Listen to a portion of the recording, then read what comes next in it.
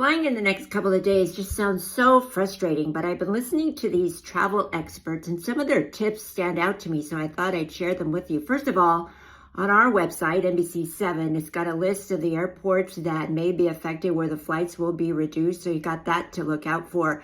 Also, take the first flight out. Like if it leaves at 6:15, 6:30, and that's going to hurt, you want to get your sleep, but it may be worth it because it's likely that your plane will be there. For example, this is San Diego International Airport. See all those planes? They are already lined up. It's about 5 o'clock in the morning and they are ready for takeoff. Another tip I heard was to book a nonstop or a direct flight. Now, those are not the same. Nonstop flight's pretty easy. It's just like it says, you go from point A to point B and you don't land.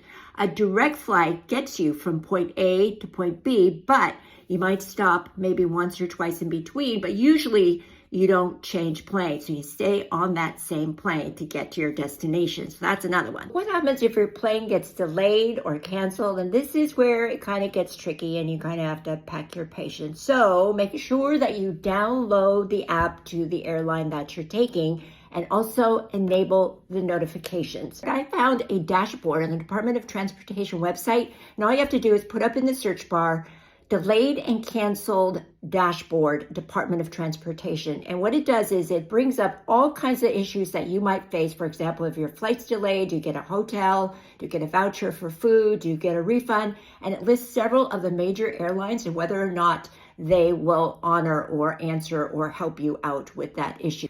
Another tip I saw on CNBC, they were quoting the CEO of Frontier Airlines, and he said to buy a backup ticket on a competing airline. He said that may be one way not to get stranded. You're going to hear this a lot. Pack your patience. And if you end up talking to a ticket agent in person or on the phone, be nice. Don't yell. It's not going to help if you do. And if you've got any tips of your own or any kind of workarounds, put them in the comments so you can help us all out. And above all, be safe.